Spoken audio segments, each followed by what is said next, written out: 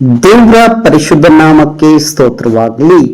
ಈ ದಿನದ ದೇವರ ವಾಕ್ಯ ಲೂಕನು ಬರೆದ ಸ್ವಾರ್ಥ ಗ್ರಂಥ 23ನೇ ಅಧ್ಯಾಯ 46ನೇ ವಾಕ್ಯ. ಆಮೇಲೆ ಯೇಸು, ತಂದೆಗೆ ನನ್ನ ಆತ್ಮವನ್ನು ನಿನ್ನ ಕೈಗೆ ಒಪ್ಪಿಸಿಕೊಡುತ್ತೇನೆ ಎಂದು ಮಹಾಧ್ವನಿಯಿಂದ ಕೂಗಿದನು. ಇದನ್ನು ಹೇಳಿದ ಮೇಲೆ ಪ್ರಾಣ ಬಿಟ್ಟನು. ಹೌದು ಪ್ರೀತಿಯ ದೇವರ ಮಕ್ಕಳೇ, ಇವತ್ತಿನ ದೇವರ ವಾಕ್ಯದಲ್ಲಿ ನಾವು ಗಮನಿಸುತ್ತಿದ್ದೇವೆ. ಈ ಒಂದು ವಾಕ್ಯವು ಯೇಸುಸ್ವಾಮಿ ಶಿಲುಬೆ ಮೇಲೆ ಇದ್ದಾಗ ಕೊನೆಯದಾಗಿ ಹೇಳಿದಂತ ಮಾತು. ಇದು 7ನೇ ಮಾತು ಎಂಬುದಾಗಿ ನಾವು ಹೇಳಬಹುದು. ಇದು 7ನೇ ಮಾತು ಮತ್ತು ಕೊನೆಯ ಮಾತು.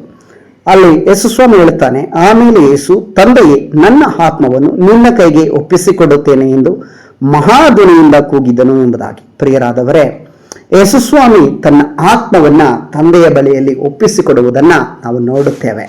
ನಮ್ಮ ಜೀವಿತದಲ್ಲಿ ನಾವು ನಮ್ಮ ಆತ್ಮವನ್ನ ಯಾರ ಬಳಿಗೆ ಒಪ್ಪಿಸಿಕೊಡುತ್ತಾ ಇದ್ದೇವೆ? ನಾವು ಪ್ರತಿ ದಿವಸ ಹೊರಗಡೆ ಹೋಗುತ್ತೇವೆ, ಪ್ರತಿ ದಿವಸ ಅನೇಕ ಕಡೆ ಸುತ್ತಾಡುತ್ತೇವೆ, ಅನೇಕ ಕಡೆ ಹೊರಗಡೆ ಇರುತ್ತೇವೆ, ಅನೇಕ ಕಡೆ ಸೇವೆಗೆಂದೇಳಿ ಹೋಗುತ್ತೇವೆ. ನಮ್ಮ ಆತ್ಮವನ್ನು ದೇವರ ಕೈಗಳಲ್ಲಿ ಒಪ್ಪಿಸಿಕೊಟ್ಟು ಹೋಗಬೇಕು. ಇಲ್ಲಿ ದೇವರು ಹೇಳ್ತಾ ಇದ್ದಾನೆ, ಆತ್ಮವನ್ನು ನಿನ್ನ ಕೈಗೆ ಒಪ್ಪಿಸಿಕೊಡುತ್ತೇನೆ.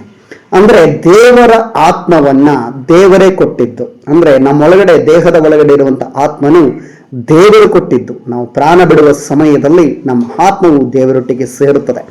ಅದಕ್ಕೇನೆ ಯೇಸುಸ್ವಾಮಿ ಒಂದು ಮಹಾಧ್ವನಿಯಿಂದ ಕೂಗಿದನು. ಅಂದ್ರೆ ಬಹಳ ಸಂತೋಷದಿಂದ ಆತನ ಹೇಳ್ತಾನೆ, ನಾನು ನನ್ನ ಆತ್ಮವನ್ನು ನಿನ್ನ ಕೈಗಳಲ್ಲಿ ಸಮರ್ಪಿಸುತ್ತೇನೆ. ಇಂಗ್ಲಿಷಲ್ಲಿ ನೋಡಿದ್ರೆ ನಾವು ದೇವರ ವಾಕ್ಯ ಈ ರೀತಿಯಲ್ಲಿ ಬರೆಯಲ್ಪಟ್ಟಿದೆ, lord I give my spirit in your hand ಅಂತ ಹೇಳಿ ಬರೆಯಲ್ಪಟ್ಟಿದೆ. ಅಂದರೆ ನನ್ನ ಆತ್ಮವನ್ನ, ನನ್ನ ಆವಿಯನ್ನ ನಿನ್ನ ಕೈಗಳಲ್ಲಿ ಸಮರ್ಪಿಸಿಕೊಡುತ್ತೇನೆ ಎಂಬುದಾಗಿ. ಅಂದ್ರೆ ಆತ್ಮ, ಆವಿ ಇದೆರಡೂ ಸಹ ಪ್ರಾಣಕ್ಕಿಂತ ಹೆಚ್ಚಾದದ್ದು. ನಮ್ಮ ಒಳಗಡೆ ಎಲ್ಲಿವರೆಗೆ ಆತ್ಮ ಇರ್ತಾನೋ ಅಲ್ಲಿವರೆಗೆ ನಾವು ಜೀವಂತವಾಗಿರುತ್ತೇವೆ. ಯಾವಾಗ ನಮ್ಮಲ್ಲಿ ಆತ್ಮ ನಮ್ಮನ್ನು ಬಿಟ್ಟು ಹೋಗುತ್ತಾನೋ ನಾವು ಸಾಯುತ್ತೇವೆ. ಎರಡು ರೀತಿಯಲ್ಲಿ ಸಾಯಬಹುದು. ಒಂದು ಶಾರೀರಿಕವಾದ ಸಾವು, ಎರಡನೇದಾಗಿ ಆತ್ಮಿಕವಾದ ಸಾವು. ದೇವರಾತ್ಮನು ನಮ್ಮನ್ನು ಬಿಟ್ಟು ಹೋದರೆ ನಾವು ಆತ್ಮಿಕವಾಗಿ ಸತ್ತು ಹೋಗುತ್ತೇವೆ. ದೇಹದಲ್ಲಿರುವ ಆತ್ಮನು ನಮ್ಮನ್ನು ಬಿಟ್ಟು ಹೋದರೆ ನಾವು ಶಾರೀರಿಕವಾಗಿ ಸಾಯುತ್ತೇವೆ. ಪ್ರಿಯರಾದ ದೇವರ ಮಕ್ಕಳೇ, ಇವತ್ತಿನ ದಿನದಲ್ಲಿ ಇಲ್ಲಿ ನಾವು ಗಮನಿಸ್ತಾ ಇದ್ದೇವಲ್ಲ, ಯೇಸುಸ್ವಾಮಿ ತನ್ನ ಶರೀರದಲ್ಲಿ ಇದ್ದಂತ ಆತ್ಮವನ್ನ ಆತನು ತಂದೆಯಾದ ದೇವರ ಕೈಗಳಲ್ಲಿ ಒಪ್ಪಿಸಿಕೊಡುವುದನ್ನ ನಾವು ಗಮನಿಸ್ತಾ ಇದ್ವಿ. ಆ ಒಂದು ಆತ್ಮವನ್ನ ದೇವರ ಕೈಯಲ್ಲಿ ಒಪ್ಪಿಸಿಕೊಟ್ಟು ತನ್ನ ಪ್ರಾಣವನ್ನು ಬಿಟ್ಟನು ಎಂಬುದಾಗಿ ದೇವರ ವಾಕ್ಯದಲ್ಲಿ ಬರೆಯಲ್ಪಟ್ಟಿದೆ. ಆತನ ಪ್ರಾಣವನ್ನು ಬಿಟ್ಟನು, ಆದರೆ ಸತ್ತು ಹೋದನು.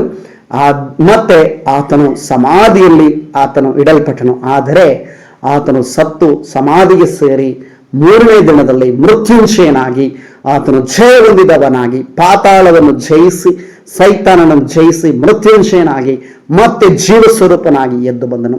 ಪ್ರಿಯರಾದವರೇ, ನಿನ್ನ ಜೀವಿತದಲ್ಲಿ ನಿನ್ನ ಆತ್ಮಗಳನ್ನ ಯಾರ ಬಳಿಯಲ್ಲಿ ನಾವು ಸಮರ್ಪಿಸಿಕೊಡುತ್ತಾ ಇದ್ದೇವೆ? ನಿಜವಾಗಿಯೂ ಆತ್ಮಿಕವಾದ ಭಾರ ಇದೆಯಾ? ಇನ್ನೊಂದು ಆತ್ಮವನ್ನು ಕುರಿತಾಗಿ ಭಾರ ಇದೆಯಾ? ನೀವು ನಮ್ಮ ಜೀವಿತದಲ್ಲಿ ಆತ್ಮಗಳನ್ನು ಆದಾಯ ಮಾಡಬೇಕು ಎಂಬ ಭಾರ ಇರಬೇಕು. ಅನೇಕ ಆತ್ಮಗಳು ಕೆಟ್ಟು ನಶಿಸಿ ಹೋಗ್ತಾ ಇದ್ದಾವೆ, ಅನೇಕ ಆತ್ಮಗಳು ಕೆಟ್ಟು ಹೋಗ್ತಾ ಇದ್ದಾವೆ. ಆದ್ರಿಂದ ನಾವೇನ್ ಮಾಡ್ಬೇಕಂದ್ರೆ, ದೇವರ ಬಳಿಯಲ್ಲಿ ಆತ್ಮವನ್ನು ನಡೆಸುವುದೇ ನಿಜವಾದಂತ ಕ್ರೈಸ್ತರಾಗಿರುತ್ತೇವೆ. ನಮ್ಮ ಜೀವಿತದಲ್ಲಿ ಅಟ್ಲೀಸ್ಟ್ ನಮ್ಮ ಜೀವನದಲ್ಲಿ ನಾವು ಜೀವಂತವಾಗಿರುವಾಗ ನಾವೇನ್ ಮಾಡ್ಬೇಕಂದ್ರೆ, ಯೇಸುಸ್ವಾಮಿಯ ಬಳಿಗೆ, ಯೇಸುಸ್ವಾಮಿ ಹತ್ರ ಒಬ್ಬರನ್ನಾದರೂ ಒಳ್ಳೆ ಮಾರ್ಗದಲ್ಲಿ ನಾವು ನಡೆಸುವವರಾಗಿ ಇರಬೇಕು. ಒಳ್ಳೆ ಮಾರ್ಗದಲ್ಲಿ ನಾವು ನಡೆಸಿ ಅವರಿಗೆ ಆತ್ಮರಕ್ಷಣೆಯನ್ನ ನಾವು ಕೊಡಕ್ಕಾಗಲ್ಲ, ಬಟ್ ರಕ್ಷಣೆ ಮಾರ್ಗದಲ್ಲಿ ನಾವು ನಡೆಸಲಿಕ್ಕೆ ಒಂದು ಸಹಾಯಕರಾಗಿ ನಮ್ಮನ್ನ ದೇವರು, ನಿಮ್ಮನ್ನ ಇಟ್ಟಿದ್ದಾನೆ. ಈ ವಾಕ್ಯದೊಟ್ಟಿಗೆ ದೇವರು ನಿಮ್ಮೆಲ್ಲರನ್ನ ಆಶೀರ್ವಾದ ಮಾಡಲಿ. ಯೇಸುವಿನ ನಾಮದಲ್ಲಿ ಪ್ರಾರ್ಥಿಸೋಣ. ಸರ್ವಶಕ್ತನು ಮಹಾಪರಿಶುದ್ಧನು ಆದ ತಂದೆಯಾದ ದೇವರೇ, ಇವತ್ತಿನ ವಾಕ್ಯಕ್ಕಾಗಿ ಸ್ತೋತ್ರ ಸಲ್ಲಿಸುತ್ತೇವೆ ಸ್ವಾಮಿ. ಇವತ್ತಿನ ವಾಕ್ಯದ ಮುಖಾಂತರ ಕರ್ತನೆ, ನನ್ನೊಟ್ಟಿಗೂ ಈ ವಾಕ್ಯವನ್ನು ಕೇಳುವಂತ ದೇವರ ಮಕ್ಕಳೊಟ್ಟಿಗೂ ನೀನು ಮಾತನಾಡದ ದೈವಿಕ ಕೃಪೆಗಾಗಿ ನಿನಗೆ ಸ್ತೋತ್ರ ಮಹಿಮೆ ಸಲ್ಲಿಸುತ್ತಾ ನಜರೇತಿನ ಯೇಸುವಿನ ನಾಮದಲ್ಲಿ ಪ್ರಾರ್ಥಿಸುತ್ತೇವೆ ತಂದೆಯಾದ ದೇವರೇ. Amen, amen, amen. ದೇವರು ನಿಮ್ಮನ್ನು ಆಶೀರ್ವದಿಸಲಿ.